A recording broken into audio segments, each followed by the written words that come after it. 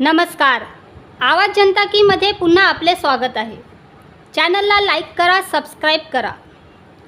विदर्भ भूमी अभिलेख कर्मचारी संघटनाच्या वतीने 26/5 पासून बेमुदत काम बंद आंदोलन सुरू आहे. हे आंदोलन विदर्भातच नव्हे तर संपूर्ण महाराष्ट्रात सुरू झाले आहे. आज बंद आंदोलनात महाराष्ट्र राज्य भूमी अभिलेख तांत्रिक संघटनांनी मोठा पाठिंबा दिला आहे. ह्या आंदोलनात आता गती मिळणार आहे.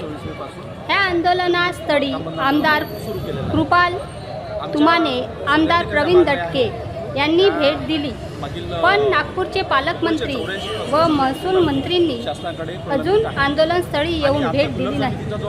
काम बंदमुळे नागरिकांचे बेहाल झाले आहे. नागरिक त्रस्त झाले असून पालकमंत्र्याकडे मोठ्या आशेने जनता पाहत आहे. धन्यवाद. आणि आपल्याला ही वेतन त्रुटी आपली पूर्ण करण्यात आली नाही, त्याच्यामुळं सगळे कर्मचारी नाराज झाले. शासनावर असंतोष निर्माण झाला आणि त्या असंतोषातूनच आज हा आम्ही संप पुकारलेला आहे. त्यासोबत आज तांत्रिक कर्मचारी जे आहेत ते आजपासून संपामध्ये संपूर्ण महाराष्ट्रभर उतरलेले आहेत. आज संपूर्ण महाराष्ट्र संपामध्ये आहे, परंतु शासनाला कुठल्याही प्रकारची कर्मचाऱ्याबद्दलची सहानुभूती दिसून येत नाही. शासन सदैव आम्हाला एकच म्हणत आहे, तुम्ही संप मागे घ्या आणि नंतर मग आम्ही तुमच्याशी चर्चा करू. तर कर्मचाऱ्यांची आम्ही जेव्हा चर्चा केली, बाकी कर्मचाऱ्यांसोबत तसेच सर्व जिल्हा पदाधिकाऱ्यांसोबत आम्ही जेव्हा चर्चा केली, तेव्हा सर्वांनी एकच म्हटलं की जोपर्यंत आपल्या मागण्या पूर्ण होत नाही तोपर्यंत कुठलीही चर्चा होणार नाही. चर्चेमध्ये जर कुठला मार्ग निघत असेल, चर्चेमध्ये जर मागण्यांची मंजुरी होत असेल, तसं लेखी शासन देत असेल, तर तशा पद्धतीनं आम्ही आमच्या सर्व पदाधिकाऱ्यांना, जिल्हा पदाधिकारी आणि केंद्रीय कार्यकारी पदाधिकारी यांना आम्ही कन्व्हिन्स करू आणि संप मागे घेण्याची आम्ही तयारी करू. परंतु शासन या संदर्भानं कुठल्याही प्रकारचा विचार करत नाही. आपलं जे काही धोरण आहे त्या धोरणावरच शासन अडून आहे.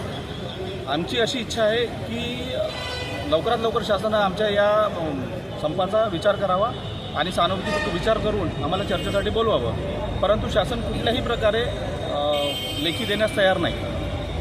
याच्यानंतरची भूमिका काय राहील सर? यानंतरची भूमिका एकच आहे आमची की जोपर्यंत आमच्या मागण्या, वेतन श्रेणीची जी त्रुटी आहे, वेतन त्रुटीमध्ये जी तफावत आहे, म्हणजे जसं इतर विभागामध्ये, वन विभागामध्ये भूकरमापक या पदाचा जो कर्मचारी तो S8 या वेतन श्रेणीमध्ये आहे आणि त्याच पदाचं, त्याच शिक्षणाचा, त्याच अर्हतेचा कर्मचारी भूमी अभिलेख खात्यामध्ये आहे, तर त्याला S6 ही वेतन श्रेणी आहे. तर ही तफावत शासनानं कमीत कमी विचारात घेऊन त्या अनुषंगिक जे काही पदं आहे पुढची, त्या सर्व पदांना वेतन श्रेणी लागू करावी. आणि जोपर्यंत हे लागू होत नाही तोपर्यंत आम्ही आमचा संप मागं घेणार नाही. या भूमिकेवर आम्ही आज ठाम आहोत. यानंतरचं तुमचं धोरण, आंदोलन हे तीव्र होणार की आणखी? नक्कीच. आज आमचं आंदोलन आजपासून जास्त तीव्र झालेलं आहे. आतापर्यंत शासनासोबत आम्ही स्वतःहून वाटाघाटी करण्याचा प्रयत्न केला, परंतु शासन आमचा वाटा, आमच्या घाटाच करताय. आमचा वाटा आम्हाला देत नाही आहे. त्याच्यामुळे शासनानं या वाट्याचा आमचा विचार करायला पाहिजे. शासनानं आमच्या ज्या काही मागण्या आहेत त्या मागण्यावर विचार करण्याचा असा विषय आहे की आतापर्यंत जे काही वेतन त्रुटी समित्या निर्माण झालेल्या आहेत त्या समितीमध्ये आमच्या खातेप्रमुखाकडून किंवा आमच्या खात्याच्या वरिष्ठ स्तरावरून आमचा प्रस्ताव हा व्यवस्थितपणे गेलेला नाही. वारंवार त्यामध्ये त्रुट्या कशा येतात. जर आमची शैक्षणिक अर्हता आवश्यक आहे ती शैक्षणिक अर्हता 2011 पासून बदललेली आहे, तर त्याच्या अनुषंगानं आम्हाला आमची वेतन श्रेणी मिळायला पाहिजे. तर शासन तसा विचार करत नाही आहे आणि आम्हाला लिपिकवर्गीय ही वेतन श्रेणी देत आहे. त्यामुळे आमची शासनाला वारंवार विनंती आहे. आम्ही बरेचदा शासनासोबत चर्चा केल्या, बरेचदा शासनाला किंवा आमच्या संबंधी आयुक्तांना आम्ही विनंतीचे अर्ज आणि बैठका घेतल्या, परंतु त्याच्यातून काहीही निष्पन्न झालेलं नाही. शेवटी कर्मचाऱ्यांमध्ये असंतोष निर्माण झाला आणि आम्ही 15 मे पासून पुणे विभाग हा संपावर गेला. त्यांच्या समर्थनार्थ आम्ही 26 मे पासून संपावर आहोत. आता आजपासून तांत्रिक कर्मचारी जे आहेत ती महाराष्ट्र राज्य भूमी अभिलेख तांत्रिक कर्मचारी संघटना ती आजपासून पूर्ण महाराष्ट्रभर आंदोलन पुकारते आहे. तर आज पूर्ण महाराष्ट्र हा पेटलेला आहे. तर शासनानं कुठेतरी आमच्यासाठी भूमिका घ्यावी आणि आम्हाला आमचा न्याय मिळवून द्यावा. आमची ही न्याय हक्काची आणि संविधानिक मागणी आहे. आम्ही कुठेही शासनाला वेठीस धरून आम्ही हा प्रकार करत नाही आहे. शासनाने कमीत कमी आमच्या या मागणीचा विचार करावा अशी आमची शासनापर्यंत विनंती आहे. तांत्रिक वेतन श्रेणी मिळालीच पाहिजे. हमारी यूनियन, हमारी ताकत, हमारी यूनियन, हमारी ताकत. हम सब एक है, एक का. तांत्रिक वेतन मिळालीच पाहिजे.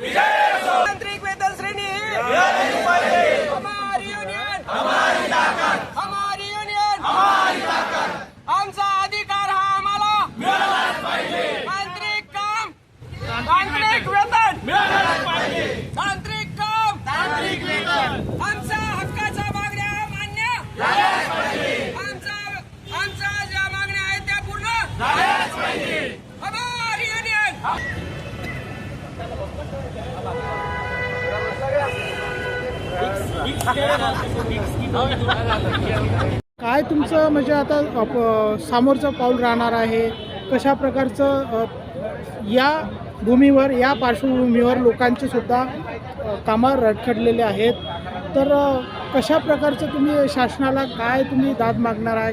तुमचं सर्वप्रथम नाव सांगा. माझं नाव शीतल पटेल आहे. आम्ही अभिलेखामध्ये काम करत असून आता जी जनतेची गैरसोय होत आहे त्याबद्दल आम्ही त्यांना क्षमा मागतो. आणि आमचं हे तांत्रिक वेतनासाठी उचललेलं पाऊल आहे. आम्हाला तांत्रिक वेतन मिळायला पाहिजे या दृष्टिकोनातून आम्ही हा संप पुकारलेला आहे. आणि 26 मे 2025 पासून आमचा कंटिन्यू हा संप सुरू आहे. आता या संपाला तांत्रिक लोकांची सुद्धा जोड मिळालेली आहे. आणि आमच्या डिपार्टमेंटला जी भरती घेतली जाते ती तांत्रिक स्वरूपाची असून ITR डिप्लोमा सिव्हिल इंजिनियर कर्मचारी नियुक्त केले जातात आणि ते पूर्णतः तांत्रिक आहे. त्यामुळे आमची ही जी डिमांड आहे ती कायमस्वरूपी आणि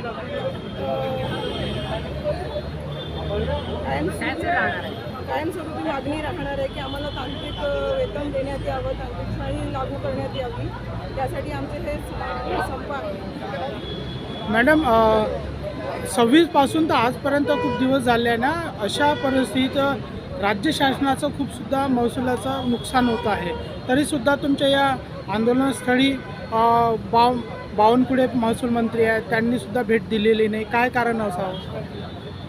ते आता आम्ही सांगू शकत नाही त्यांनी का भेट नाही दिली, परंतु त्यांनी आमच्या मागण्यांचा विचार करायला पाहिजे. आम्ही ज्या मागण्या केलेल्या आहेत त्या रास्त आहेत, त्या अशा चुकीच्या वगैरे नाही आहेत. डिपार्टमेंटला कर्मचाऱ्यांची आवश्यकता आहे, सिटी सर्वेचे ऑफिस वाढवण्याची गरज आहे. लोकांची जनसंख्या वाढत चालली आहे, परंतु 1975 पासून जो कृतीबद्ध आराखडा आहे त्याच आराखड्यानुसार अजूनही कार्यालय स्थापित आहे. त्याच्यात कुठलीही वाढ झालेली नाही. कामाचा व्याप, कामाचा ताण हा खूप मोठ्या प्रमाणात कर्मचाऱ्यांवर वाढलेला आहे. शासनाने नवीन योजना लागू केलेल्या आहेत. प्रत्येक योजनेमध्ये आमचा समावेश असतोच. कुठलाही रस्ता असो, कालवा असो, कुठलाही लोहमार्ग असो, कुठल्याही प्रकारचं असो, न्यायालय, उच्च न्यायालय इथे आमची कबरातशिवाय कुठलंही काम होत नाही. आणि ते मोजण्यासाठी शासनाने रोवर आणले आहे, परंतु पुरेशा स्वरूपात रोवर नाही, मशिनरीज नाही, लॅपटॉप नाही. ह्या सगळ्या गोष्टींचा शासनाने विचार करायला पाहिजे. ह्या सगळ्या गोष्टी आम्हाला पुरवल्या पाहिजे. मेन म्हणजे कर्मचारी भरती करायला पाहिजे, कार्यालयाची संख्या वाढवायला पाहिजे, अशी आमची मागणी आहे.